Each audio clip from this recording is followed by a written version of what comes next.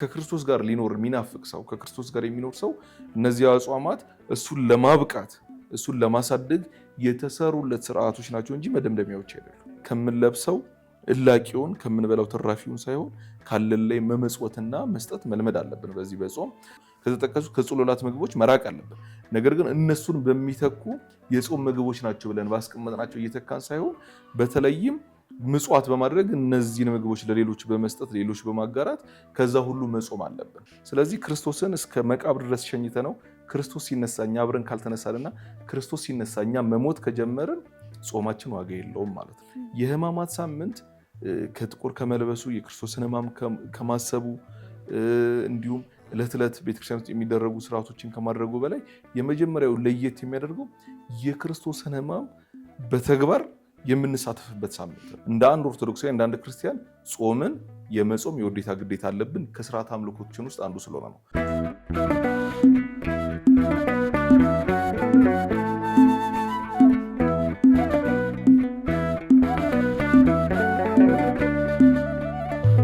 ሰላም ጤና ይስጥልን። ወደ ኢቲአርሲ ሚዲያ ቤተሰቦቻችን እንደምን አላችሁ? እንደምን ከረማችሁ?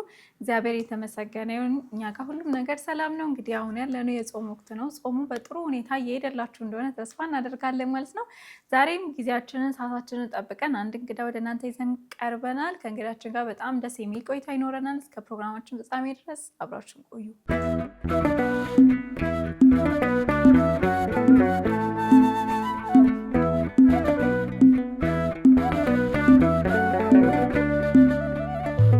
እየተመለከታችሁ ያላችሁት ኢቲአርሲ ሚዲያ ነው። ኢቲአርሲ ሚዲያ ላይ ደግሞ ዘወትር ሐሙስ ወደ እናንተ የሚደርሰው ዝግጅታችን ነው እያያችሁ ያላችሁት ማለት ነው። ቆይታችሁ ከኛ ጋር ይሁን። እንኳን አደረሰ ያሬዶ። እንኳን ደህና መጣህ። ሰላም ነው? እግዚአብሔር ይመስገን። ለኢቲአርሲ ሚዲያ በእርግጥ አዲስ አይደለም፣ ደጋግመን መጣውና በጣም አመሰግናለሁ። ጊዜህን ስራህን አጣበ መተህ ከኔ ጋር ደስ የሚል ቆይታ ልታደርግ ስለሆነ በጣም አመሰግናለሁ። ያክብርልኝ። ጾም እንዴት ነው? እግዚአብሔር ይመስገን። አሁን ወደ አጋማሹን አልፈን ወደ መጨረሻዎቹ ሳምንታት እየሄድን ነው። እንግዲህ አሁን 6ኛው ሳምንት ገብርኄር ላይ ነው የምንገኘው እና እስቲ ወደ ዋናው ውይይታችን ከመግባታችን በፊት ትንሽ ስለዚህ ሳምንት ስለ ገብርኄር ትንሽ ነገር ንገረን። በቅዱስ ያሬድ የዜማ ስሌት እንዲሁም በአብይ ጾም ስርዓት መሰረት ይሄ አሁን ያለንበት ሳምንት ገብርኄር ይባላል። ታማኝ አገልጋይ ይባላል። ከሌሊቱ ከመዝሙር ስርዓት ከሰንበት መዝሙር ስርዓት ከድጓው ጀምሮ እስከ ቀን ወንጌል እስከሚሰበከው መዝሙርም እስከሚባልበት ድረስ ወይም ምስባክ እስከሚባልበት ገብርኄር ተብሎ አንድ ሳምንቱ መክሊት ስላላቸው ክርስቶስ መክሊት ስለሰጣቸው አገልጋዮች የሚነገርበት ታማኝ አገልጋይ ማን ነው ተብሎ ደግሞ ሳምንቱን በሰንበት እንደተማር ነው በተለያዩ አውደ ምሕረቶች እንደተሰበከው ያንን የምናስብበት የአገልግሎትን ታማኝነት የአገልግሎትን ዋጋ የምናይበት የምንሰማበት ነው። ምናልባት የገብርኄር የአብይ ጾም የ5ኛ 6ኛ ሳምንታችን ላይ ነው የምንገኘው። ይህንን ገብርኄር ያለፈው ዓመት አብይ ጾም ላይ ነበር፣ ዘንድሮ አብይ ጾም ላይ አለ። በቤተክርስቲያናችን የግጻዊ ወይም የስርዓት አምልኮ ላይ በየጊዜው ይመጣልና ለምንድን ነው የሚደጋገም ወይም ለምንድን ነው በየጊዜው ይሄኛው ሳምንት ገብርኄር ነው የሚባለው? እኛ ታማኝ አገልጋዮች እስክንሆን ቤተክርስቲያንም ታማኝ አገልጋዮችን አብቅታ ለነሱ ምስክርነትን ስለምትሰጥ ሁልጊዜ ይህንን እያሰብን እንሄዳለን። ፕላስ ደግሞ የሊተርጂካል ካላንደራችን ወይም ግጻዊ ወይም በቅዱስ ያሬድ ደግሞ በሱ ስርዓት መሰረት እንከተላለን ማለት ነው። በጣም ጥሩ። እንግዲህ ዛሬ ያው አብይ ጾም ውስጥ ነው የምንገኘው። እያጋመስንም ቢሆን የምናወራው የምንወያየው ስለ አጽዋማት ወይም ስለ አብይ ጾም ይሆናል ማለት ነው። መነሻ እንዲሆነ ጾም ምንድን ነው? ያው ብዙ ሰው በብዙ ነገር ይተረጉመዋል። ጾምንስ ማን ጀመረው? ጾም ተወ፣ ታቀበ፣ ታረመ ከሚል የግዕዝ ግስ የተገኘ ነው። ቃሉን ስናየው መተው መታቀም ማለት ነው። ጾም የተጀመረው በአባታችን አዳም ጊዜ ነው። የእግዚአብሔር ትእዛዝ ናት ጾም። እግዚአብሔር አትብላ ብሎ ከገነት ከፈጠረው ፍጥረታት ውስጥ ዕፀ በለስን እንዳትበላ ብሎ አዳምን አዘዘው። ስለዚህ የእግዚአብሔር ትእዛዝ ናት ጾም። ስለዚህ ከአዳም ጊዜ ጀምሮ የነበረች ናት ጾም። በአዳም ጊዜ የተጀመረች አሁን እስከኛ ጊዜ የደረሰች በክርስትና ሕይወታችን ውስጥ ከስርዓት አምልኳችን እንዲሁም በክርስትና ሕይወታችን ውስጥ ልናራምዳቸው ልንተገብራቸው ከሚገቡ ከእግዚአብሔር ትእዛዝ ክርስቶስን ከምንመስልበት መንገድ እንዲሁም ጾም ራሷ የስጋ ፍላጎትን ገታ ስጋችንን ለነፍሳችን እንዲያድር የምታደርግበት የክርስቶስን ትእዛዝ የምንፈጽምባት ናት። ፕላስ ጾም ደግሞ ልጓም ናት። አንድ በቅሎ አንድ ፈረስ ሲጓዝ ልጓም ኖሮት መሪ ኖሮት በዛ እንደሚሄድ ለስጋችን ለክርስትና ሕይወታችን ለመንፈሳዊ ሕይወታችን ልጓም ናት፣ ነፍሳችንን ለስጋችን የምታስገዛ ናትና ስለዚህ ክርስቶስን የምንመስልበት አካሄድ፣ ክርስቶስን የምንመስልበት ልጓም ናት ጾም። ስለዚህ ክርስቶስ ከስርዓት ሁሉ መጀመሪያ የሰራልን በገዳመ ቆሮንቶስ ገብቶ የጾምን ስርዓት ነው የጀመረልን። ስለዚህ እሱ ያደረገውን የምናደርግበት ቤተክርስቲያናችን ያዘዘችንን ደግሞ በአበይት ወይም በአብይ ጾም በትእዛዝ የምንጾማቸው ጾሞች አሉ፣ በፍቃድ የምንጾማቸው ጾሞች አሉ እና የቤተክርስቲያን ትእዛዝ የምናከብርባት መንገድ ናት። ከዛን ባለፈ ደግሞ በዚህ በአባ ዮሐንስ ሐጺር ሲናገር እንደዚህ ይላል። አንድን ጠላት ለመቆጣጠር አንድ የሚዋጋ ንጉስ ቀድሞ የሚያደርገው የጠላትን የእህልና የውሃ ቦታዎችን መዝጋት ነው። ያንን ካደረገ ጠላት የሚበላው የሚጠጣው ስለማይኖር በቀላሉ ማሸነፍ ይችላል። ስለዚህ አባ ዮሐንስ ሐጺር እንደሚነግረን ጾምም በስጋ ውስጥ ያለውን ኃጢአት ፍቶቾቻችንን ለነፍሳችን የምናስገዛባት መንገድ ልጓም ናት ማለት ነው። አሁን ያለንበት አብይ ጾም ነው እና በብዙ ክርስቲያኖች ዘንድ አብይ ጾም እጅግ በጣም ታላቅ ጾም ነው ብለንም ነው የምናወራው የምንጾመው። ቤተክርስቲያናችን 7 ቋሚ የምንጾም አንድ ክርስቲያን 7ቱን አጽዋማት መጾም አለበት የሚል ህግም አለን አይደለም? አብይ ጾም ከነዚህ ሁሉ የተለየበት ምክንያት ምንድን ነው? አብይ ከስሙ እንደምንናየው አብይ ጾም ነው፣ ዋና ጾም ነው፣ ጾመ ክርስቶስ ነው። ክርስቶስ ለኛ የሰራልን ጾም ነው።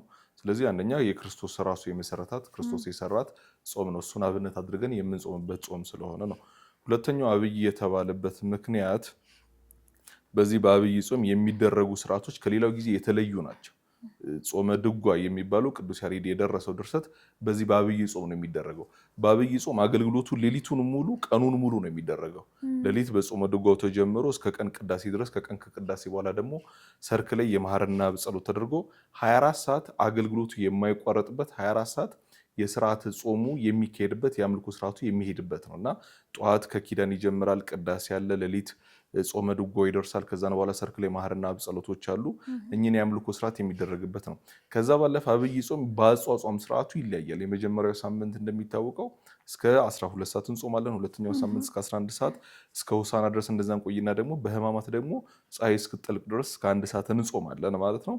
ከዛ ወደ አክፍሎት እያለን እንሄዳለንና አብይ ጾም በእነዚህ ስርዓቶቹ ከሌላው አጽዋማት ለየት ይላልም ይለያልም።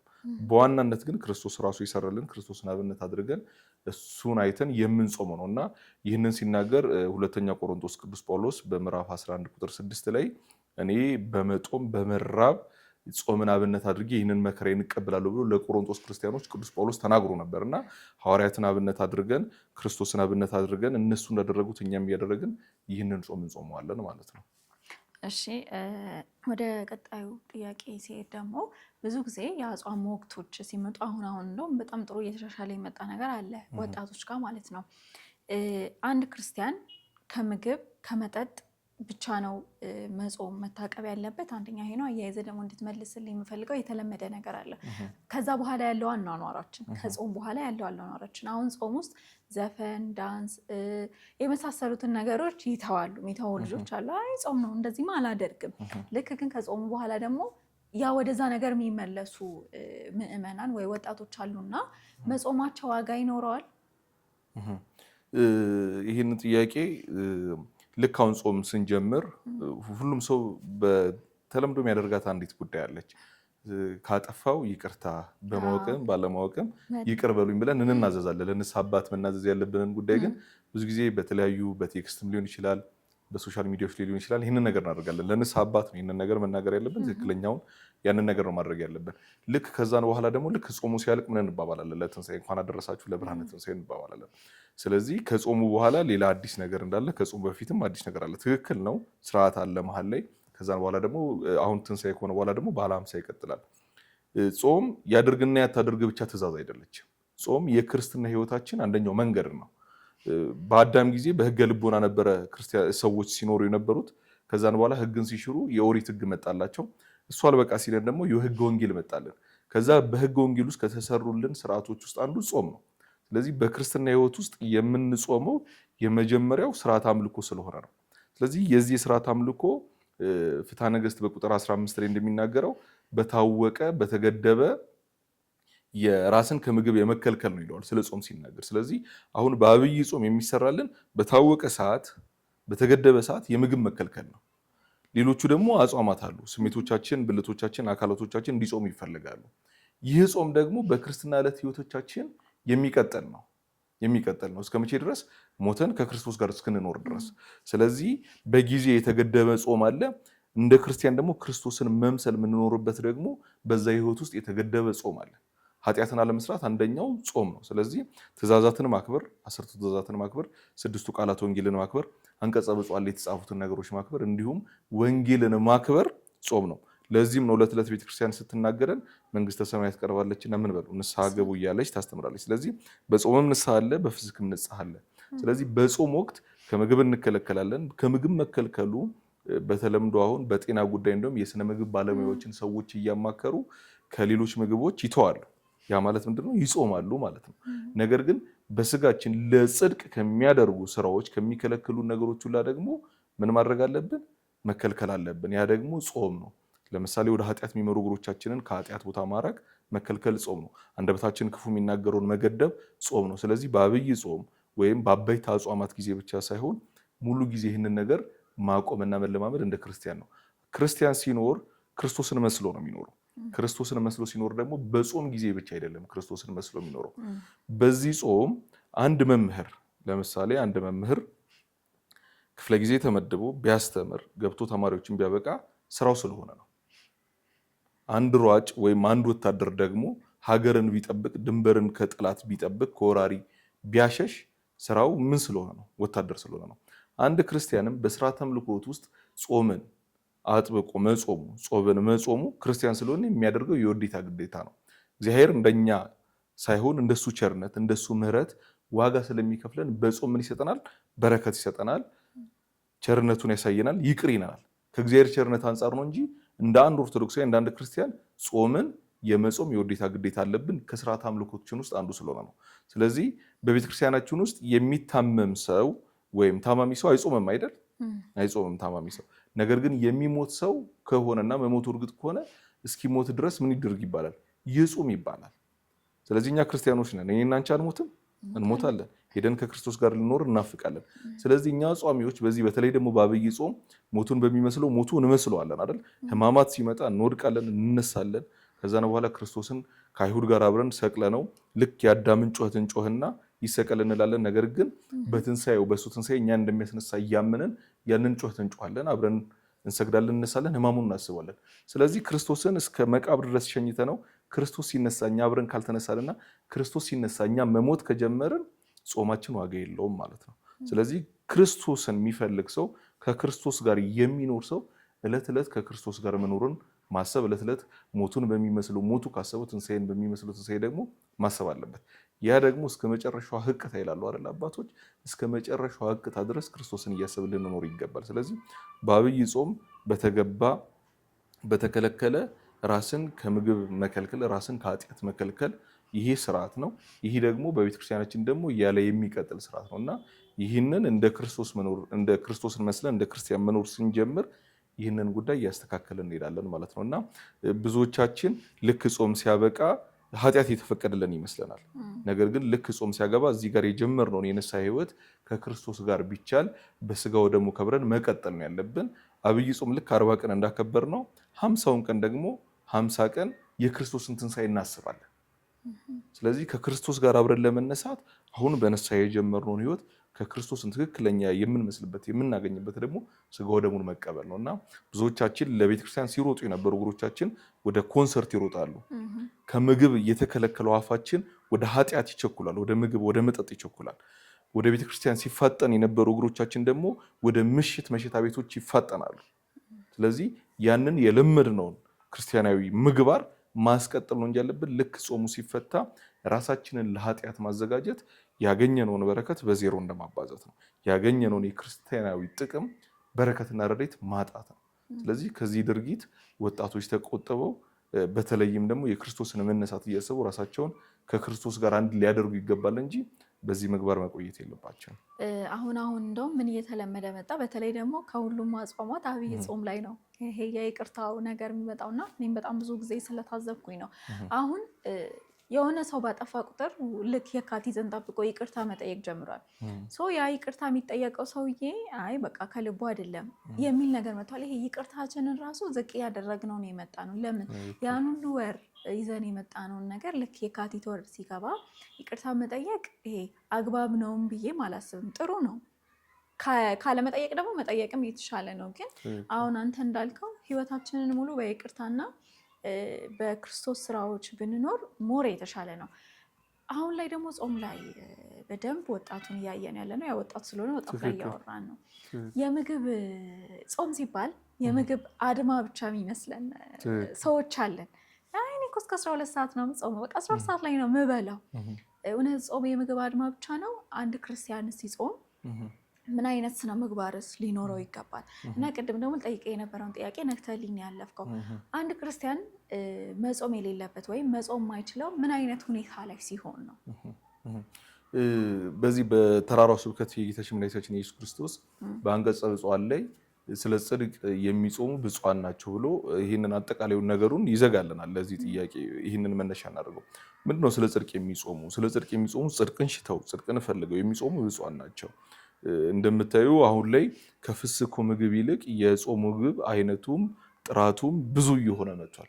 ከዛ ነው ባለፈ ጠዋት ቁርስ ላይ የተውነውን ነገር ወይም ምሳ ላይ አልያም ስንፈስክ የምናገኘው ነገር አለና ጾም የራሳችንን ብቻ ሳይሆን ከዛ ጋር የምናገኘው ለሌሎች የምናደርግበት ለሌሎች የምንሰጥበት ከምግብ መከልከል አንደኛው ምግባር ነው። ከምግብ መከልከል አንደኛው ምግባር ነው። ምክንያቱም የስጋ ፍላጎታችንን ዝም ለማስባል ነው።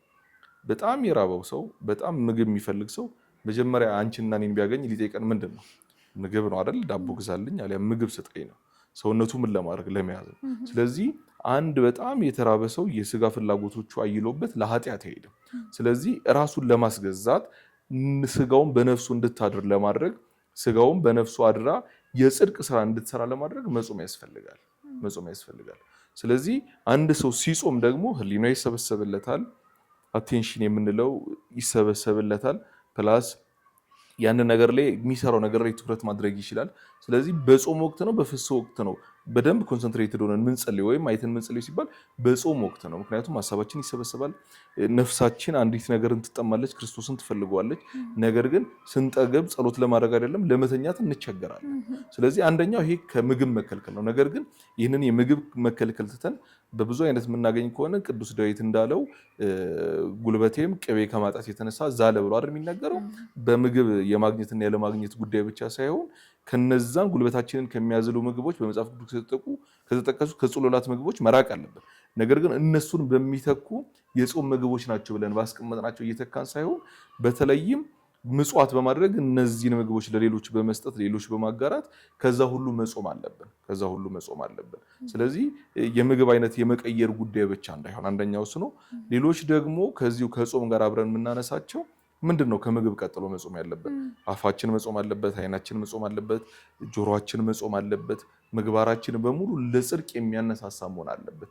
ይሄ ደግሞ ቀደም እንደተነጋገርነው ክርስቶስን ወደ መምሰል ክርስቶስን ወደ ማድረግ ወደሱ ወደ ማደግ የሚያደርግ ጉዞ ነው የሚሆነው ወይም ቲዮሲስ የምንለው ማለት ነውና ወደዛ ወደ ማደግ የሚያደርጉ ምግባራቶችን መፈጸም አለብን ብዬ አስባለሁ። እና በአጭሩ ስንዘጋው ስለ ጽድቅ የሚጾሙ ብፁዓን ናቸው። ስለዚህ እነዚህ ብፁዓን ንዑዳን ክቡራን የተባሉ አጠቃላይ ክርስቶስን በመምሰል ውስጥ ስጋቸውን ለነፍሳቸው አሳድረው በጾም ልጓምነት ያስገዙ ሰዎች ብፁዓን ናቸው ብለን እንዘጋዋለን ማለት ነው። ጾምስ መጾም የማይችሉ ምን አይነት ሰዎች ናቸው? እድሜው ለጾም የደረሰ ከ7 ዓመት ጀምሮ የተባለ አንድ ክርስቲያን በሙሉ እነዚህን የትእዛዝ ጾሞች እንዲጾም ይጠበቃል። ነገር ግን እኚህ በተለየ ሁኔታ በፍትሐ ነገሥት የተቀመጡ ሕግጋትና ደንቦች አሉ በአንቀጽ 15 ላይ። ከዛን ባለፈ ከነዚህ ሕግጋትና ደንቦች ባለፈ ደግሞ ከንስሐ አባት ጋር በሚደረግ ንግግር የሚተው አጽዋማቶች አሉ። ለምሳሌ እንደምናውቀው ቅዳሴ 6 ሰዓት ተገብቶ 9 ሰዓት ነው የሚወጣው። በረሃማ በሆኑ አካባቢዎች እዛ አካባቢ ያሉት ቅዳሴ ስንት ሰዓት ሊገቡ ይችላሉ? 5 ሰዓት 4 ሰዓት ገብተው ቀድሞ የሚወጡበታል። ይሄ እንደ የሀገረ ስብከቱ እንደ ሊቀ ጳጳሱ በሚሰራው በጀት ነው። ምክንያቱም ያ ክርስቲያን ከዛ በላይ ከጾመ ሊሞት ይችላል። ምክንያቱም እዛ አካባቢ መተኛት እንኳን ለሞት ይዳርጋል፣ አይደለም መጾም። ስለዚህ ይሄን ነው እንጂ አንድ እድሜው ከ7 ዓመት ጀምሮ ያለ ማንኛውም ኦርቶዶክሳዊ ክርስቲያን እንዲጾም ይታዘዛል። ከዛ ባለፈ በልዩ ልዩ በጤና ደዌ ያሉ በበሽታ ያሉ እነዚህ ይህን ያክል እንዲጾሙ አይገፋፉምም አይበረታቱም። ነገር ግን ከማን ጋር መጨረስ አለባቸው? ከንስሐ አባታቸው ጋር መጨረስ አለባቸው። ሌላው በስራ ሁኔታ ማለት ነው። ለምሳሌ አንድ ትልቅ ብረት ፋብሪካ ውስጥ የሚሰራ አንድ ሰው በጣም ሙቀት አለ፣ ያንን ታግሶ የሚሰራና የሚችል ከሆነ መልካም ነው። ነገር ግን ከንስሐ አባቱ ጋር በመነጋገር ይህ ሰው ከስራ ሁኔታ አንጻር ይህንን ጾም በሌሎች መንገዶች እንዲጾም ይደረጋል። ስለዚህ በዛ መንገድ ነው እንጂ መጾም የማይችሉ ቤተክርስቲያን ግልጥ አድርጋ በፍትሐ ነገሥቱም በስርዓትም ያንን አበጅታለች። ከዛን ባለፈ ደግሞ በንስሐ አባቶች በሚደረግ ክትትል ነው እንጂ ኤኒ ክርስቲያን ሊጾም ይገባል። ነገር ግን ከንስሐ አባት ጋር በሚደረግ ንግግርና በስራ ሁኔታ በልዩ ልዩ ምክንያቶች መጾም ካልቻሉ ከንስሐ አባቶች ጋር ተነጋግረው ያንን መስመር ማስያዝ ይችላሉ። በጣም ጥሩ ዲያቆን ያሬድ፣ ደስ የሚል ቆይታና ትምህርት እየተማማርን ያለ ነው። አሁን ወሳኝ ወደ ሆነው ጥያቄ ልምጣለ።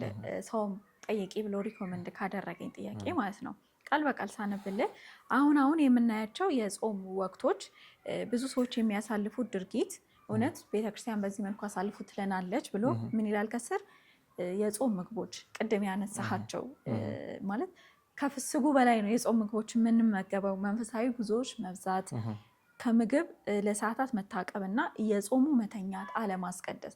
አሁን ብዙ ሰው ይተኛል። ምን ሆነ ነው የምተኛ? ምናምን ጾም ላይ ስለሆንኩ ነው። እውነት ይሄ ትክክለኛ የቤተክርስቲያን ስርዓት ነው? እንደምናየው ጉዞ በጣም በዝቷል።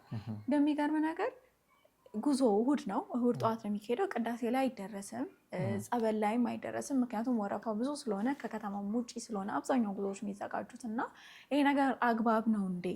እዚህ ጋር ለማጣቀስ ያህል የዛሬ 2 ሳምንት ነው ምናምን ነገር ሳሊተ ምሕረት እሑድ ቅዳሴ ላይ ሁኜ አንድ አባት ያስተማሩት ወደ ገዳማት የምትሄዱ ሰዎች ወይ ቅዳሜ ማታ ሄዳችሁ አድራችሁ አስቀድሳችሁ ነው፣ ለማታስቀድሱት ነገር ያን ሁሉ ርቀት ሄዳችሁ ምን አድርጋችሁ ነው የምትመጡት የሚል ጥያቄ አንስተው ነበር እና ይሄ ከአንተ እይታ እንዴት ይታያል?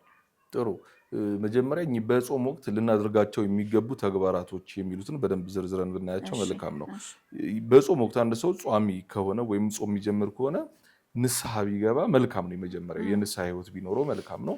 ንስሐ አባቱን አግኝቶ ለኃጢአቱ ስርየት አግኝቶ ንስሐ ገብቶ ቢጀምር መልካም ነው። ምክንያቱም ጾምና ጸሎት ያለ ንስሐ ምንም ስለሆኑ ንስሐ ገብቶ ቢጀምር የመጀመሪያው ምግባር እሱ ነው። ሁለተኛው ጸሎት ነው። ጸሎት ለጾም እናቷ ናት ትባላለች። አረጋዊ መንፈሳዊ ሲናገር ጸሎት ለጾም እናቷ ናት ትባላለች። ስለዚህ አንድ ሰው በጾም ወቅት በደንብ ሊጸልይ፣ በጾም ወቅት በደንብ እግዚአብሔርን ሊያገኝ፣ ከእግዚአብሔር ጋር ሊነጋገር። ይሄ የካፒታሊስት ጸሎት ሳይሆን ካፒታሊስት ጸሎት ምንድነው? አድርግልኝ፣ አታድርግልኝ፣ እንደዚህ አድርግልኝ የሚሉ ጥያቄዎች አሉ አይደል? እንዲያደርግልኝ እያልን ቶሎ ወደሚሰሙንና ቅዱሳንና እመቤታችን እንጸልያለን። ተገቢ ነው፣ ምንም ጥያቄ የለውም። የልጅነት ጥያቄ እንጠይቃለን፣ አባታችን ስለሆነ። እመቤታችን እናታችን ስለሆነች የልጅነት ጥያቄ እንጠይቃለን፣ እናታችን ስለሆነች። ግን ከዛ ባለፈ እግዚአብሔርን የምናገኝበት፣ ወደሱ የምንቀርብበት፣ እሱን የምንሻበት፣ እሱ ደግሞ በእኛ ላይ አድሮ ስራውን እንዲሰራበት የሚያደርጉ ጸሎቶችን በተለይ በዚህ በጾም ወቅት መጠየቅ አለብን፣ ከስጋ ፍላጎቶቻችን ወጥተን። ይሄኛው ሁለተኛው ነው። ሶስተኛው አሁባህሊነት ወይም እሺ ባይነት ያስፈልጋል። አንደኛው ምግባራችን ለቤተክርስቲያናችን ትእዛዝ መታዘዝ እሺ ባይነት ነው። ታላላቆቻችንን ማክበር እሺ ባይነት ነው። ቅዱሳን መጽሐፍትን ሰምተን መተግበር እሺ ባይነት ነው። ይሄ ሶስተኛው ነው። አራተኛው ደግሞ ምጽዋት ነው። ምንድነው የሚባለው? ልክ አንድ ወፍ 2 ክንፎች ኖሯት እንደምትበረው ሁላ አንደኛው ክንፍ ለጾም ነው፣ አንደኛው ክንፍ ለምጽዋት ነው። ስለዚህ አንዱ ክንፍ ቢጎርልባት ትበራለች ወፏ? አትበርርም አይደል? በምድር ነው የምትሄደው። ስለዚህ ልክ ለመብረር በዚህ የክርስትናዊ አምልኮ ስርዓት ውስጥ ለመቆየት ጾምና ምጽዋት ያስፈልገናል እና ስንመጸውት ከምንበላው ትርፉን ከምንለብሰው እላቂውን ነው አይደለም የምንሰጠው ብዙ ጊዜ። ስለዚህ ምጽዋት ስናደርግ ከምንበላው አካፍለን እና በተለይ በዚህ በስራ ቦታ አንዳንዴ በጣም ጎበዝ የሆኑ ክርስቲያኖች ምን ያደርጋሉ? ምሳቃ ይዘው ይመጡና ልክ ምሳ ሰዓት ስትደርስ ያካፍሏትና ግማሿን ይበላሉ፣ ግማሿን ደግሞ እንደዚሁ ይመጸውቷታል። ስለዚህ ከራሳችን ከምንበላው መስጠት መልመድ ማለት ነው። መመጽወት ማለት በገንዘብ ብቻ አይደለም፣ በጭራሽ በብዙ ነገር። አንድ ያለው አንዱን ለማን ይስጥ? ለሌላው ሲጥ። ቅዱስ ኤፍሬም እንደውም እንደዚህ ብሎ ይናገራል። በገበያ ላይ ያገኘኸውን ሰው ወይም ገበያው ውስጥ አንድ ሰው ሞቶ ቢገኝ አትገንዘውም ይላል። እንገንዘዋል። እና ቅዱስ ኤፍሬም ገበያ ውስጥ እንደዚህ እየዞረ ይህንን የመገነዝ ስርዓት ያደርግ ነበር እና ቅዱስ ኒፎን ይህንን ሲተረጉም እንደዚህ ይላል። ክርስቶስን እየገነዘ ነው ቅዱስ ኤፍሬም ይላል። እና ክርስቶስን የገነዙት ሰዎች ማንና ማን ናቸው? ዮሴፍና ኒቆዲሞስ ናቸው አይደል? ስለዚህ በዛ ዘመን ብትኖሪ ክርስቶስን አትገነዢው? ትገነዢዋለሽ። ስለዚህ በገበያው ውስጥ የወደቀን አንድ ሰው ራቁቱን ሆኖ የሞተ ሰው ብናገኝ ልክ አዋተን እንደምናስቀበረው በዛው ልክ ቅዱስ ኤፍሬም ያንን ያደርግ ነበር። ልክ ቅዱስ ኒፎን ይህንን ሲተረጉመው ደግሞ መልሶ ምን ይላል? ቤት ውስጥ ያለውን አንድ ልብስ አውጥተህ ለአንድ ለተቸገረ ወይም ልብስ ለሌለው ሰው ስትሰጥ ለክርስቶስ እያለበስከው ነው። ስለዚህ ክርስቶስ አንተን በሰማይ ነጭ የብርሃን ልብስ ያለብሳል ይላል እና በዚህ ልክ ደረጃ መመጽወትም ይቻላል። ስለዚህ ከምንለብሰው እላቂውን ከምንበላው ትራፊውን ሳይሆን ካለን ላይ መመጽወትና መስጠት መልመድ አለብን በዚህ በጾም። እነዚህ ዋና ዋና ተግባራቶቹ ናቸው። ስግደት መኖር አለበት በዚህ ምግባራችን። ከዛን ባለፈ ደግሞ እነዚህ የተለያዩ ቦታዎችን እየሄድን መጎብኘት፣ ገዳማትን መሳለም እንዲሁም ያንን ማድረግ አለብን በዚህ በጾም ወቅት። ስለዚህ እነዚህ ምግባራቶች ካሉ እነዚህ ጉዳዮች ካሉ በተለይ ደግሞ በዚህ በአብይ ጾም በደንብ የሚበረታውና ማስታወቂያው የሚያይለው ይሄ የመንፈሳዊ ጉዞ ነገር ነው። ምክንያቱም አንደኛ ገዳማትን ሄዶ መሳለም ከነሱ በረከት ማግኘት ወይም ይሄ ሞናስትሪ ላይፍ ምንለው አለ ገዳማዊ ህይወትን መለማመድ ገዳማዊ አባቶችን ማግኘት ከነሱ ቡራኬ መውሰድ ይገባል። ሰብ ይቄድስ ለመካን መካን ይቄድስ ለሰብ። ሰዎች ቦታዎችን ይቀድሳሉ፣ ቦታ ደግሞ ሰውን ይቀድሳል። ቃል ኪዳን አለው፣ ረድኤት አለው፣ በረከት አለው። ገዳማዊ ስርዓቱ ራሱ ትምህርት ነው። አንዳንድ ገዳም ስንገባ አርምሞ እንማራለን፣ አርምሞ እንይዛለን፣ ዝም ማለት እንለማመዳለን። ስለዚህ እነዚህን በረከቶች እናገኛቸዋለን። ነገር ግን አሁን ላይ እየተደረጉ ያሉት አብዛኞቹ ይህንን ነገር እንድንለማመድ ይህንን ነገር እንድናገኝ ሳይሆን ንግድ ሆነዋል። ስለዚህ ንግድ ከሆነ ደግሞ ሻጭና ገዢ አለ ማለት ነው። ስለዚህ ይሄ ሻጭና ገዢ አመቺው ጊዜ መቼ ነው ማለት ነው? የጾም ወቅት ነው። ምክንያቱም በባለ 50 ብዙ ማህበራዊ ጉዳዮች ይኖራሉ፣ ብዙ ጉዳዮች አሉ፣ ሰርጎች አሉ። ከዛና ባለፈ ደግሞ በተለያዩ ጊዜዎች ደግሞ ምክንያት አናገኝም። እስቲ በዚህ በጾም ወቅት እነዚህ ገዳማትን ልሳለም ማለት እንችላለን። ተገቢ ምንም ጥሩ ነው፣ ምንም ጥያቄ የለውም። ግንስ ከዚህ ገዳም ሄጄ ምንድነው በረከት አግኝቼ የምመጣው? ሰንበት በራሷ ትልቅ በዓል ነው። በሰንበት ቅዳሴ ሄዳ ማስቀደስ አይደለም፣ መተኛት ኃጢአት ነው። መተኛት ራሱ ኃጢአት ነው፣ በሰንበት ቅዳሴ መሄድ አይደለም። ግን ገዳም ስንሄድ ብዙዎቻችን ብዙ ጊዜ በጣም ከፈጠንን ቅዳሴ አልቆ ለስርዓተ ሕዝብ ሲደረግ ወይም ቡራኬ ሲሰጥ ነው የምንደርሰው። ከዛ ነው የመጀመሪያው ጥያቄያችን ምንድነው? ጸበል ቦታው የቱ ጋር ነው? ጸበሉ አካባቢያችን ላይ ጸበል ቤቶች የሉም? አሉ፣ በደንብ አሉ። ነገር ግን ከዛ ጸበል ቀርተን መምጣት ጥሩ ነው፣ ተገቢ ነው። እዚህ ላለ ሰው ፈውስና በረከት ይሆንለታል፣ ለእኛም ፈውስና በረከት ነው። ግን ሱታፊ አንሆንም፣ ከቤተክርስቲያኑ አገልግሎት አንሳተፍም። ውጭ ላይ ካለው አገልግሎት ነው ራሳችን የምናገኘው። ስለዚህ ቢቻል በዚህ በአብይ ጾም በጣም ጥቂት ገዳም ብንሳለን ቢቻል፣ ሌሎቹን ሰንበታት ደግሞ በተለይ እነዚህ ዋና ሰንበታትን ደብረ ዘይትን፣ ሆሳዕናን እነዚህ ኒቆዲሞስን ጨምሮ ሁሉም አበይት ሰንበታት ናቸው። ባንጓዝና በደብራችን ብናስቀድስ፣ በተለይ ደብረ ዘይት ደግሞ ምንድን ነው የክርስቶስ አበይት በዓላት ውስጥ አንዱ ነው። ሆሳዕናም እንደዛው። ስለዚህ እነዚህን በዓላቶች በደብራችን ብናከብራቸው፣ ገዳም የምንሄድ ከሆነም ቅድም እንደተባለው ቅዳሜ ሄደን ከሌሊቱ ጀምረን ቅዳሴ ያስቀድሰን ሱታፊ የምንሆንበት መንገድ ቢሆን መልካም ነው። ከዛ ባለፈ ብዙዎቹ የደርሶ መልስ ጉዞ ነው። እውነት ነው፣ ከስራ ጋር ላይ ይመች ይችላል፣ ካለን ህይወት ውጣ ውረድ ጋር ላይ ይመች ይችላል። እንደዚህ ባይደረግ መልካም ነው። እኔም እሄዳለሁ እኮ ዕለት ጉዞ በአገልግሎት እንሄዳለን፣ ገዳማቱን ለመሳለም እናፍቃለን። በተቻለን አቅም ግን ቅርብ የሆነ ቅዳሴውን ተሳትፈን ቡራኪውን ብንወስድን መልካም ነው። ነገር ግን ገዳሙን ለመሳለም ካለን ፍቅር የተነሳ አርፍደንም እንወጣለን። ነገር ግን ይህንን ያረፈርንበትን ምክንያት ግን ቢያንስ ገዳሙ ላይ ሄደን አሳክተን መመለስ አለብን። በስነ ስርዓት ከገዳሙ አባቶች ተገናኝተን በረከት ወስደን ለገዳሙ ማድረግ ያለብንን አድርገን ለሌሎች ሰዎች ወይም ይሄ መኪና ውስጥ ለሚያስተባብሩት አካላት ሳይሆን ቀጥታ ለገዳሙ።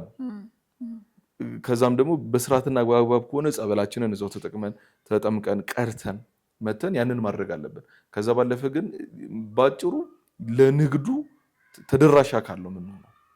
ሻጭም ገዢ የምንሆናለን፣ በዛ ጉዳይ ውስጥ እንሳተፋለንና 90%ዎቹ በዚህ ሰዓት የጉዞዎቹ የንግድ ዓላማና የንግድ ዓላማ ነው ያላቸው።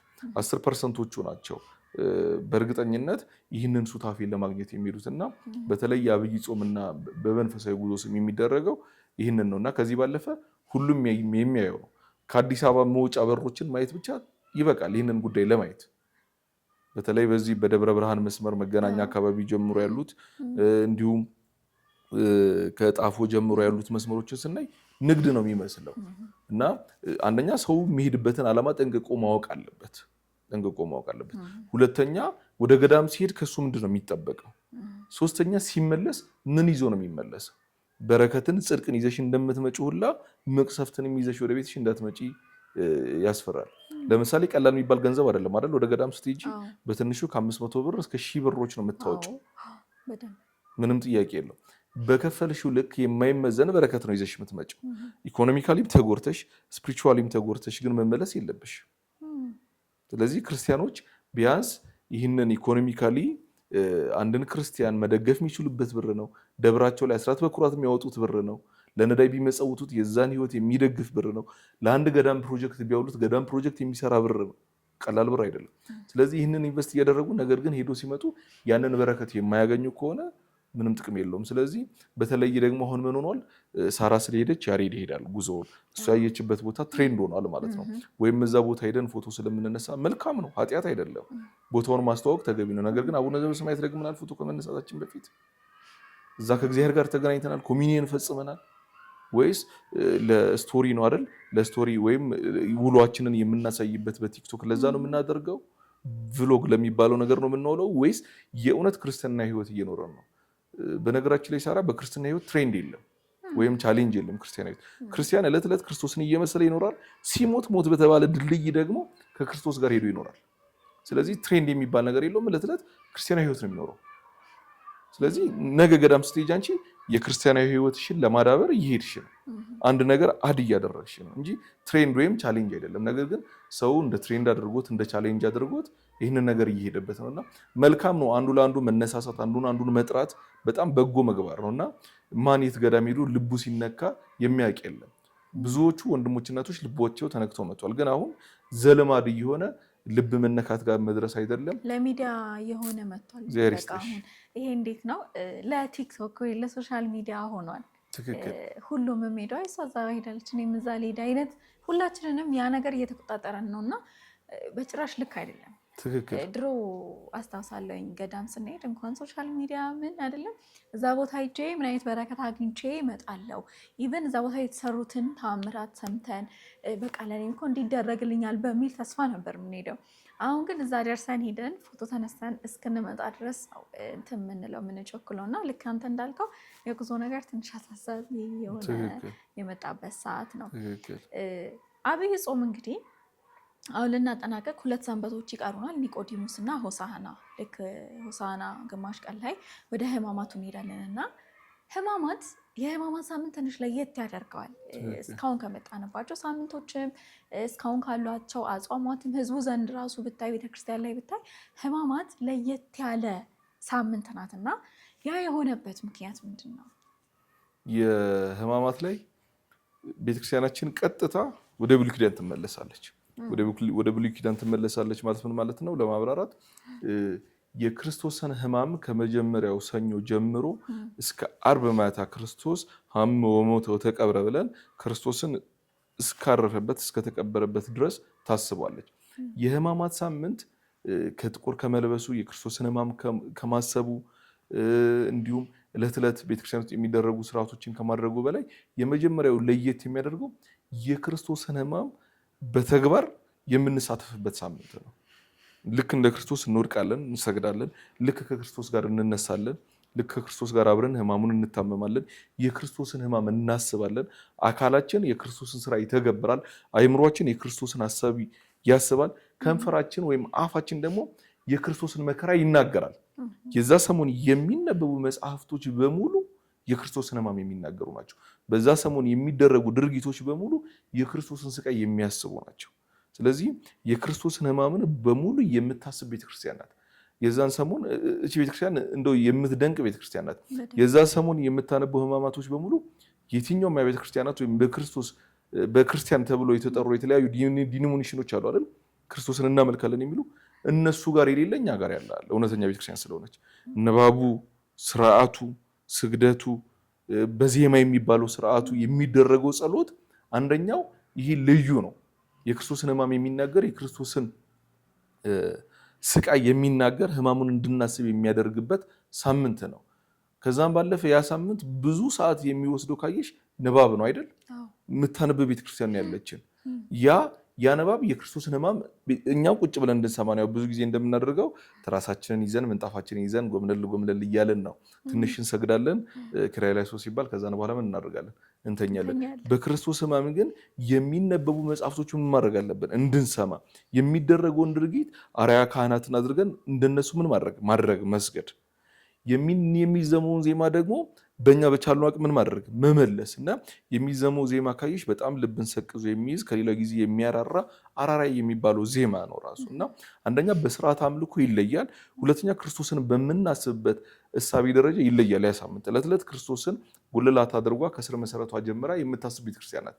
ያን ሳምንት ግን ወደኋላ ተመልሳ ሁሉንም ስርዓቶቹን አቁማ ቤተክርስቲያናችን የክርስቶስን ሕማም ነው የምታስቡና ክርስቶስ ለኛ ብሎ 6666 እንደተገረፈ ለኛ ብሎ 166 ጊዜ እንደመታ እንደወደቀ የምታስብ ቤተክርስቲያን ያለችው ከመያዙ ጀምሮ ይሁዳ አሳልፎ ከመስጠቱ ጀምሮ ጴጥሮስ ያንን አንስቶ ወታደሩን ከቆረጠበት ሰዓት አንስቶ እስከ መጨረሻው ድረስ ያንን ስርዓት የምታስብበት ሳምንት ስለሆነ ልዩ ያደርጋታል እና የሚገርምሽ ልክ ከጴጥሮስ ጋር አብረን ምን እናደርጋለን? እናዝናለን፣ እናለቅሳለን። ልክ ጴጥሮስ እንዳለቀሰው ክርስቶስን አሳልፈን አልሸጥነውም? ሽጠነዋል አይደል? ክርስቶስ ለኛ ብሎ የከፈለልን ዋጋ አለ። ለኛ ብሎ ተሰቅሏል፣ ለኛ ብሎ ሞቷል። ስለዚህ ነገር ግን እኔና አንቺ በመግባራችን እኛ ያለን ክርስቲያኖች ለዛ ዋጋ መክፈል አይደለም፣ ለዛ ዋጋ መብቃት አይደለም፣ ይህንን አድርጉ እየተባለን ማድረግ አልቻለም። ስለዚህ ውለታ ቢሶች ነው። ያንን ውለታ ቢስነታችንን ከጴጥሮስ ጋር አብረን እንደሸጥነው አድርገን ምን እናደርጋለን? አስበን እናለቅሳለን። ልክ ለኛ ብሎ እንደተገረፈ ደግሞ ብለን እናስባለን፣ እናለቅሳለን። ለኛ ብሎ በነዛ ችንካሮች እንደተቸነከረ እናስባለን። ለኛ ብሎ በመስቀል ላይ እንደተሰቀለ ደሙን እንደዘራ ጎኑን በለንጊኖስ ጦር እንደተወጋ እናስባለን። ከመያዙ ጀምረን ሐሞተ ተብሎ እስከ መቃብር እንደወረደ ድረስ እናስባለን። ልክ እንደ ዮሐንስ ከመስቀሉ ስር ሆነን እናት እንድንባል እንፈልጋለን። ልክ እንደ እመቤታችን ደግሞ አምላካችን ቸሩ መድኃኒታችን ብለን ስለኛ ብሎ ብለን ደግሞ እናለቅሳለን። የእመቤታችንን ሐዘን እንጋራበታለን። በምድር ላይ እንደ እመቤታችን ሐዘን ያዘነ የለም። ከልጅነት ክርስቶስ እስኪሰቀል ድረስ በነፍስሽ ሰይፍ ያልፋል ነው የተባለችው እና የመጨረሻዋ ሰይፍ በመስቀል ላይ ሆኖ ልጇ ሲሰቀል ማየት ነው፣ ሲተፋበት ማየት ነው፣ ሲመታ ማየት ነው። ያንን ታግሳ ያንን ቆማ ያየችውን እመቤታችንን እያሰብን ከመስቀሉ ስር ሆነን ክርስቶስ እናስባለን። ልክ ከመስቀሉ ላይ ሲወርድ ደግሞ እንደ ዮሴፍና እንደ ኒቆዲሞስ ተቀብለን ክርስቶስን እንገንዘዋለን፣ እንቀበለዋለን። ልክ እንደ መቶ አለቃው ቆመን ደግሞ በእውነት ይህ የእግዚአብሔር ልጅ ነው ብለን እንመሰክራለን። ስለዚህ ሕማማትን በዚህ ልክ ደረጃ ነው ቤተክርስቲያን የምታስበው። በአዲስ መቃብር ደግሞ ወደ ውስጣችን እናወርደዋለን። ልክ ጸሎተ ሐሙስ ድረስ ምን ይደረጋል? እግራችን ይታጠባል አይደል? ክርስቶስ ማንን እንዳጠበው? ሐዋርያትን እንዳጠበው። ይህን እናንተ እንዳደረግኩኝ እናንተም ለማደረጉት ለሌሎች አድርጉት ብሎ የትህትናን የሕግ ሁሉ መጨረሻ የሆነችዋን እንደሰራ ሁላ ምን አደረገ? ልክ ካህናት አባቶችን እኛን ያጥቡናል። ያንን ትህትና ወይም የአንቀጸ ብፁዓን የመጨረሻዋን ሕግ እንሰራታለን አይደል? ልክ ደግሞ ክርስቶስ በአዲስ መቃብር እንደወረደ እኛም በንስሐ ታጥበን በጸሎተ ሐሙስ የክርስቶስን ስጋና ደም እናደርጋለን፣ እንቀበላለን። ይሄ የየዕለት ህይወታችን ነው። ስለዚህ የኔና ያንቺ አዲስ ሰውነት፣ አዲስ መቃብር፣ አዲስ ሰዎች ሆነን ሆር በተባለው በእኛ መቃብር ክርስቶስ እንዲቀበርበት ያንን ሕማማት ሳምንት እናስበዋለን። ስለዚህ ሕማማትን የምናስበው በእነዚህ ሁሉ ምግባራት ነው እና አንድ ክርስቲያን ክርስትናን እንዴት ልኑር ብሎ ይጠይቃል አይደል? ብዙ ጊዜ የተለመደ ጥያቄ ነው አይደል? እንደ ቤተክርስቲያን ኑር ነው የሚባለው።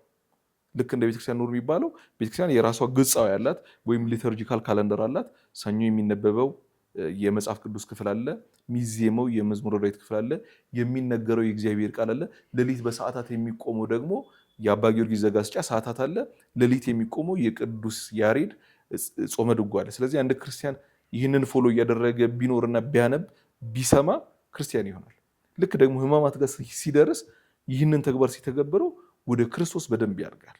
ስለዚህ ቤተክርስቲያናችን የምታነብ፣ የምታስነብብ፣ የምታዜም፣ እንዲያዜሙ የምታደርግ፣ የምታሰግድ፣ ወደ ክርስቶስ የምታበቃ ቤተክርስቲያን ናት። ስለዚህ በመግባር ክርስቶስን የምንመስልበት ነው። ስለዚህ ሞትን በሚመስለው ሞቱ እናደርጋለን፣ እንመስለዋለን።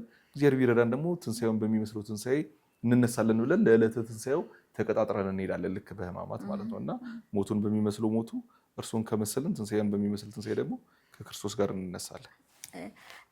ድሮ ልጅ ያለን ሰንበት ትምህርት ቤት ስናገለግል ሕማማት ጊዜ ላይ ባዶ እግራችንን እንሄድ ነበር። ያቺን እስከ ዓርብ ያለችዋን ከሰኞ እስከ ዓርብ ያለችዋን ቀንና እውነት በጣም እቀናለሁ አንዳንዴ በራስ እምነት ቀንታ አታውቅም። እናቶቻችን ፍራሽ አውርደው ነው የሚተኙት። ይሄ በቃ ያለው ነገር እውነትም የክርስቶስን ይሄ ስቃዩን የሚገልጽ ነው። እና ብዙ ጊዜ ከሌሎች ቤተ እምነቶች ለምንድን ነው ግን ባዶ እግራችሁ የምትሄዱት ይላሉ። ባዶ እግር ስንሄድ ብዙ ነገሮች አሉ ማለት ባዶ እግሩን ሂዶ ለማያውቅ ሰው 5 ቀን ባዶ እግር መሄድ ማለት እጅግ ይከብዳል። እሾህ ሊኖር ይችላል፣ ድንጋይ ሊኖር ይችላል፣ ብዙ ነገሮች አሉ። ምን ያህል እንደሚሰማን እሾህ ሲወጋን እኛም ምን ያህል ነው የሚሰማን። በዛ ውስጥ ክርስቶስ ደግሞ ምን ያህል እንደተሰማው ምን ያህል እንደተሰቃየ የምናስብባቸው ነገሮች አሉ ማለት ነው። እና ቤተክርስቲያናችን በተለይ እንዳልከው በሕማማት ጊዜ የምታደርጋቸው ስርዓቶች በቃ አንድ ሰው ኦርቶዶክስ ለመሆን ያችን 5 ቀን ብቻ ማየቱ በቂ ነው። ሌላ ምንም ነገር ሁላ አያስፈልገውም። በዚህ ልክ የክርስቶስን ስቃይ የሚገልጽ የትኛውም ቤተ እምነት የለም፣ የትኛውም የሃይማኖት ተቋም የለም። አንድና አንድ ቤተክርስቲያናችን ብቻ ነች። እና በዚህ ብቻ በብዙ ነገር ለየት ያደርገናል። እውነትም ክርስቶስን የምትሰብከው እቺ እምነት እቺ ቤተክርስቲያን ብቻ እንደሆነች እንረዳለን ማለት ነው። ወደ መጨረሻው ጥያቄዎች ስመጣ ብዙ ወጣቶች ረጅም አጽዋማትን ይሸሻሉ፣ ለስጋ የሚያደክም ይመስላቸዋል። እና ያው አንተም ወጣት ነህ እኔም አለው እና አሁን ብዙም እየሰራን ያለ ነው ለወጣቱ ስለሆነ አንተ እዚህ ላይ ምን ሀሳብ አለ? በምሳሌ እንጀምር። ይሄኛውን አንድ መርከበኛ በባህር ላይ ሲጓዝ መልህቁን ካነሳ በኋላ ቀይ ጭናል፣ ጭነቶች ይኖሩታል። ከዛን በኋላ የሚያራግፈው ቀጣይ ወደብ ሲደርስ ነው አይደል? ቀጣይ ወደብ ሲደርስ ነው። መልህቁን ለመጣል ባህሩ ላይ መልህቁን ለመጣል ወይም ለመቆም ከፈለገ በጣም ከፍተኛ ማዕበልና የሚያስቆም ግዴታ መኖር አለበት ባህረኛ ስለሆነ። ካልሆነ ያለምንም ምክንያት መልህቁን የሚጥለው መቼ ነው? ያኛው ወደብ ላይ ነው። ስለዚህ እኛ በክርስቶስ ክርስቲያኖች የተባለን በዚች አማናዊት ቤተክርስቲያን የምንኖር ክርስቲያኖች በ40 ቀናችንና በ80 ቀናችን ጀምረን ከልጅነታችን ጀምረን የክርስትና ህይወት ጀምረናል። ስለዚህ የክርስትና ህይወት ከጀመረን ደግሞ ልክ እንደ ባህር ላይ ጉዞ እንበለውና ይሄድን ነው። የምናቆመው መቼ ነው? ስንሞት ነው። የምናቆመው መቼ ነው? ወደቡ ላይ ስንደርስ ነው። ስናቆመው ሞት በተባለ ድልድይ ወደ እግዚአብሔር ስንሄድ ነው። ስለዚህ እስከዛ ድረስ ክርስቲያናዊ ህይወት አለ ማለት ነው። ስለዚህ እነዚህ አጽዋማት ልክ እኛ ህግ ባለማክበራችን፣ ትእዛዝ ባለማክበራችን ከክርስቶስ ጋር መኖር ስላቃተን ከክርስቶስ ጋር እንድንሄድ ይሆኑን ዘንድ አጽዋማት፣ ጸሎት፣ ምግባራት፣ ትእዛዛት መጡልን እንጂ የአንድ ክርስቲያን የውዴታው ግዴታ ነው። ስለዚህ ከክርስቶስ ጋር ሊኖር የሚናፍቅ ሰው፣ ከክርስቶስ ጋር የሚኖር ሰው እነዚህ አጽዋማት እሱን ለማብቃት እሱን ለማሳደግ የተሰሩለት ስርዓቶች ናቸው እንጂ መደምደሚያዎች አይደሉም። ቢደመደመው ሄዶ ከክርስቶስ ጋር ሲኖር ነው። ስለዚህ አብይ ጾም ለምሳሌ 55 ቀን እንጾማለን፣ ከዛ ባለ 50 አለን፣ ከዛ ደግሞ የሐዋርያት ጾም እያለ የፍልሰታ ጾም ይላልና ብዙዎቻችን መርጠን ነው አይደለም እንጾመው። ከዚህ የክርስቶስን ጾም ከጾምን ያንን ባንጾም እንደዚህ ቢሆን ወይ ፍልሰታ ብትጾም እንዲያቻቻልን ነው። በክርስትና ውስጥ የማቻቻል የማመቻቸት የለም። ስርዓት አምልኮ በስነ ስርዓት ቁጭ ብሎናል። ያንን እንድፈጽም ጥቂት በጥቂት እንድናድግ ደግሞ ቤተክርስቲያን ታስተምረናለች። ስለዚህ አሁን ካለን በርታት ላይ እንድንጨምር ነው እንጂ እንድንቀንስ አይጠበቅም። ስለዚህ ክርስቶስን እንድንመልስ ይሄ ተሰጥቶናል። አንድ ነጋዴ መጥቶ ሳራ ልሸጥሽ ነው ዋጋሽ ስንት ነው ቢልሽ ዋጋሽ ስንት ትይዋለሽ? አትነግሪውም አይደል? ማለትም ያንቺን ዋጋ የምታውቂው አንቺ ነሽ። እና በዚህ በኦሪት ዘፍጥረት ምዕራፍ 16 ላይ እግዚአብሔር አብርሃምን ዋጋህን አበዛሃለሁ ብሎ ይመርቀዋል። እና እንዴት ነው ዋጋዬን የምታበዛልኝ ብሎ አብርሃምን እግዚአብሔርን ይጠይቋል መልሶ። እና በምድር ላይ እንዳለ አሸዋ በሰማይ ላይ እንዳለ ኮከብ ተስፋይቷን ምድር እሰጥሃለሁ እያለ እግዚአብሔር ቃል ኪዳን ይገባለታል። ስለዚህ በዚህ ዘመን ያለን እኛ ክርስቲያኖች ዋጋችን ስንት ነው? እና ልክ እንዳለው ንጉሱ እንደጠየቀው አብነት ተማሪዎችን ንጉስ ሰብስቦ ይጠይቃቸዋል። እና የኔ ዋጋ ስንት ነው ይላቸዋል ንጉሱ። የእርሱ ዋጋ 29 ብር ነው አላቸው። ለምን ሲባል ክርስቶስ በ30 ብር ነው የተሸጠው እና ለእርሱ 29 ብር አነሱት አላቸው ይባላል። እና የኔና አንቺ ዋጋ ስንት ነው ሲባል የኔና አንቺ ዋጋ ክርስቶስ ከፍሎልናል አይደል? ክርስቶስን መምሰል ነው። የኔና አንቺ ዋጋ ክርስቶስ በሰራልን ህግ መሄድ ነው። ስለዚህ ዋጋችንን የምናውቅ ከሆነ አንድ ሰው ዋጋውን ምን እያደረገ ይላል? እያስወደደ ከፍ እያለ ይላል። እና የኔና አንቺ ዋጋ የሚበዛልን ክርስቶስን በመምሰል በምናደርገው ጉዞ ነው። በዚህ ሂደት ውስጥ ደግሞ ህግን ባለማክበራችን የተነሳ ጾም ተሰርቶልናል። አዳም አትጾም ጾም ተብሎ ስላልጾመ ነው ከገነት የተባረረው። እኔና አንቺ ደግሞ በጾም በምግባር በጸሎት ማንን አግኙ እየተባለን ነው? ገነት የምትባለን ቦታ ደግሞ ውሰዱ እየተባለን ነው። ስለዚህ ያንን አንፈልግም፣ ያንን አንሻም፣ ማናድርግም ካለን ጀስት አሁን በምንሄደው ትሬንድ መቀጠል እንችላለን። ማንም አያስገድደንም። ክርስቲያን ሆነን እንድንቆይ ራሱ የምታስገድድ ቤተክርስቲያን አይደለም ያለችን። ወደን ፈቅደን ነው የምንከተላት። ስለዚህ ጥቂት በጥቂት ማደግ እንዳለብን እንማራለን። አንድ ሰው ልክ ጾም እንደጀመረ እስከ 9 ሰዓት እስከ 11 ሰዓት ጾም አይባልም። እንዲያድግ ይመከራል፣ እንዲሄድ ይመደጋል። ስለዚህ በክርስትና ውስጥ ግራፉ ካየን ወይም አቅጣጫውን ካየን ከፍ እያለ እንዲሄድ ነው እንጂ ዝቅ እያለ እንዲሄድ አይፈልግም። ልክ ዝቅ ስንል ግን ቅድም ምን አልኩሽ በንስሐ ህይወት መጀመር አለበት። ከፍ ብሎ የሚቀር የለም። ዝቅ እንላለን፣ እንወድቃለንም፣ እንሳለንም። ነገር ግን ከፍ እያለን በጣለን ኃጢአት መውደቅ ሳይሆን ባልጣለን ኃጢአት ስንፈተን ደግሞ በምክረ ንስሐ አባት እየታገዘን ከፍ እንድንል ነው። ስለዚህ የአብይ ጾም የጀመርነውን ከፍታ ማሳደግና መቀጠል አለብን እንጂ ማቆሚያ አይደለም። ልክ የመጨረሻው የነፍሳችን እቅታ ስታቆም ነው በምድር ላይ ያለው ተጋድሏችንን የምናቆም። ስለዚህ አንድ ክርስቲያን በምድር ላይ ሲኖር ተጋድሎ አለው። ለዛ ተጋድሎ ደግሞ ጥቂት በጥቂት ማደግ አለበት። ስለዚህ የዛን ሰዓት ዋጋው ስንት እንደሆነ እያወቀ ይሄዳል። ከክርስቶስ ጋር መኖር እንዳለበት እያወቀ ይሄዳል። እና ልክ የነጠላን ሲቆሽሽ እንደምናጥበው ልክ ስንወድቅ እንደምንነሳው በንስሐ እየታጠበን መቀጠል አለብን። ስለዚህ ረጅም ነው አጭር ነው የሚሉ የስጋ ጥያቄዎች ናቸው። እውነት እነዚህ ጥያቄዎች ነፍሳችን አንስታቸው ናቸው። እነዚህ ጥያቄዎች ለስጋችን መሻት ለስጋችን ልጓምነት መያዝ የለብንም። ልክ በጾም ስጋችንን አደብ ካስገዛ ነው በኋላ ወደ ቀጣዩ ምግባር ማደግ አለብን። ስለዚህ አንድን ለማደግ አንድን ለመሄድ የሚሻ ሰው የጾምን መደምደሚያ አድርጎ ብቻ አይቀመጥም። ልክ ጾምን መደምደሚያ አድርገው የሚቀመጡ ሰዎች ናቸው ይህንን ነገር የሚያበቁትና በቅድስና ደረጃ ልክ ከአርምሞ ወይም ከዝምታ እስከ ከዊነ እሳት የምንለው ድረስ ደረጃ እንደምናድገው ሁሉ ልክ አንደኛው መንገድ ይሄኛው ነው፣ ወደ ቅድስና የምናድግበት መንገድና ክርስቶስን ወደ መምሰል የምንሄድበት መንገድ ነውና ልክ የዛኔ ክርስቶስ ጋር ስንደርስ ልክ ስንሞት እናበቃለን ማለት ነው። በምድር እያለን መጋደል ያስፈልጋልና በገዳም ያሉ አባቶች የህግና ስርዓት አላቸው፣ ብዙዎቹ አላቸው። አብይ ጾም ግን አንድ ባህታዊ አንድ መናኝ አባት በብቻው በአንድ ልም ባለ በረሃ ውስጥ ቢኖር ይህንን ስርዓት ያውቀዋል? አያውቀውም። ሁልጊዜ በመጋደል ውስጥ ነው የሚኖረው። የጊዜን ሂደት አያውቀውም። አብይ ጾም በዚህ ወቅት ይግባ በዛ ወቅት ይግባ የሚለውን ላያውቀው ይችላል። ግን እርሱ ሁልጊዜ ምን ውስጥ ነው? ጾም ላይ ነው ያለው። ሁልጊዜ መጋደል ውስጥ ነው ያለው። ስለዚህ ቢቻለን ወደዛ ነው ማደግ ያለብን። ከዚህ ተሰፍሮ ተቆጥሮ ከተሰጠን እያከበርን በዛች እንኳን መሄድ አቅቶናል። ስለዚህ የምንጋደለው ደግሞ ከመንፈስ ጋር ነው፣ ከስጋ ጋር ብቻ አይደለም የምንጋደለው። ስለዚህ ያንን ተጋድሏችንን ከፍ አድርገን ክርስቶስን ወደ መምሰል መሄድ ነው ያለብን እና ህግን ጠብቀን ምግባርን ጠብቀን ስርዓትን አክብረን ክርስቶስን ወደ መምሰል ወደ ማደግና ዋጋችን እንዲበዛ ማድረግ አለብን ብዬ አስባለሁ። እሺ ዲያቆን መምህር ያሬድ እጅግ በጣም አመሰግናለሁ። ይሄን የመሰለ የመማማሪያ ኢንተርቪው ሳይሆን ብዙ ነገር ተምሬያለሁ። እኔም ተመልካቾቼም እንደሚማሩ ተስፋ አደርጋለሁ። እግዚአብሔር አምላክ ጸጋውን ያብዛልን፣ ከዚህ በላይ የምታገለግልበትን እድሜ ይስጥ። ድጋሚ ደግሞ በሌላ ርዕስ እንደምንገናኝ ተስፋ አደርጋለሁ። እግዚአብሔር ይስጥልኝ ስለጋበዛችሁ። እኛም እናመሰግናለን። ተመልካቾቻችን የዛሬ ቆይታችን ይህንን ይመስል ነበር። እጅግ ብዙ ነገር እንደተማራችሁ ተስፋ አደርጋለሁ። እኔም በጣም ብዙ ነገር ስለተማርኩ ማለት ነው። በቀጣይ በሌላ እንግዳ እስከምንገናኝ ድረስ ቸር ቆዩልን።